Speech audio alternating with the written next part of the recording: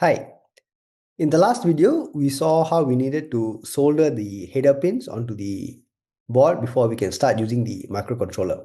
Now, what's the next step? Of course, we want to start writing our code and downloading it onto the board.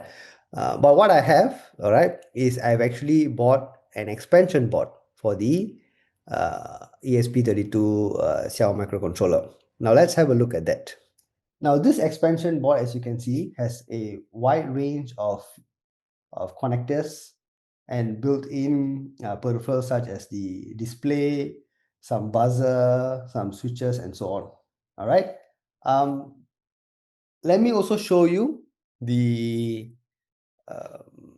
documentation for this so you can see for yourself exactly the features that are available. All right, so this is the expansion board for XIAO ESP32. And as you can see down here from the hardware overview, we have expansion ports for I2C, for UART, analog and digital interfacing, right? We have the header pin connectors for the controller as well as to directly reference any of the pins. All right, we have a buzzer, we also have a RTC chip on board and a connector for the LiPo battery. The full detail of the pinout diagram is also available here on their wiki page. All right, so using this expansion board, we will be able to easily interface many of the components and the hardware peripherals that we need for our project. I'm just going to show you now how to mount the ESP32 controller onto this board over here. Okay, so this is the microcontroller expansion board, and here we have our ESP32.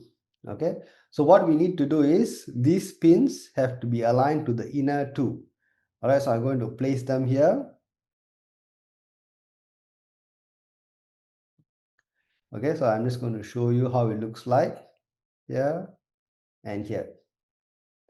Okay, so you can see that the pins are aligned to the inner two columns, and once they are aligned with the USB connector facing out, all right, you can gently push it in, okay, such that it is connected, all right, and firmly mounted onto the board.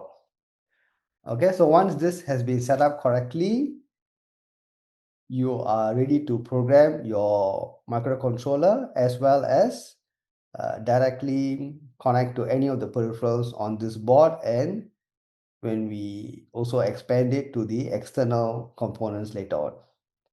All right, so thank you for watching, and I'll see you soon in my next video. Bye.